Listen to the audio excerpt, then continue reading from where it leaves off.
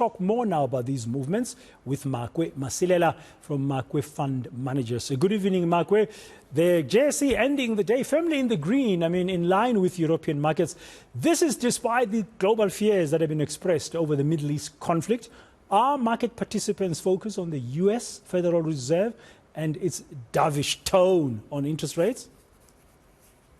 Definitely, markets are now having their focus on what has been moving the markets all along. That is the prospects of interest rates. And what we've seen in the Middle East so far has been baked into asset prices, unless if it gets to worsen. But as it is, we've seen that some of the Fed officials indicated that given the fact that we've seen bond yields going up, that might be a reason going forward to be more cautious when they make interest rate decisions. And market participants interpreted that as being more dovish more than anything. Hence, we've seen the bond yields going down, and that helped, and then even the likes of oil prices going down as well. So markets regained some of the nerves. Hence, we've seen it's more of what you can call a relief rally more than anything else. Yeah, just on that oil price you mentioned there, Mark, we're not making major moves today.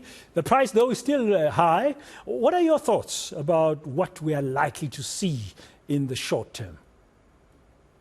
Still at elevated levels, and we know Palestine and Israel are not major oil producers, but that can have an influence when it comes to major producers around the Middle East. If, say, for instance, as an example, it can be proven that Iran is involved in this whole thing, then the U.S. will more likely become more strict when it comes to imposing those sanctions when it comes to oil coming from Iran. And as well, Iran, if they want, they can start destabilizing the shipment of oil. We've got almost 15 to 20% of the oil going through the Strait of Hormuz. That can be a serious impact. And as well, when we talk about Iran oil, we're talking about more or less 1% of the world oil production. And as it is now, market participants or oil traders are looking more into demand more than anything. And so far, demand has not been that great, given that the economies globally have not been performing well.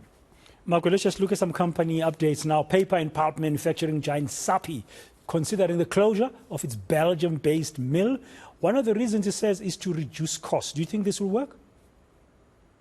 Definitely, it's not working for them, especially when it comes to graphic paper. The guys are more focusing on packaging going forward. And as it is, now we've seen that people are destocking, but we don't expect the demand to go to the levels that have been there before COVID. So it makes economic sense for them to just shut down that mill.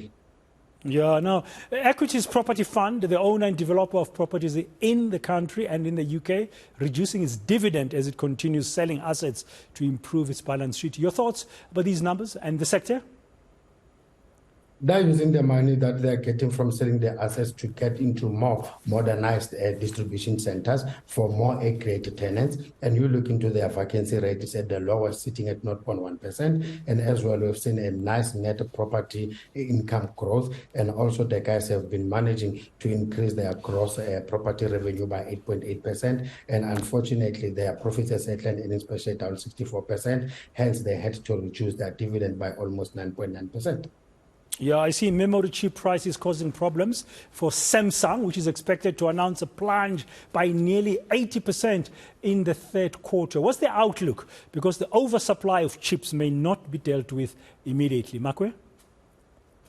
Unless if there's just good demand coming out of the memory chips, if semiconductors as well, they get to improve. We've seen there's not been good demand, especially for the use of laptops and smartphones. And now that we know it's been the major revenue driver for them. So if the economies are not picking up, if there's no demand out there, then the guys will continue to struggle. As it is, we know they are the major producers when it comes to semiconductors. And unfortunately, demand has not been that great from that side. And we don't expect that to improve anytime soon.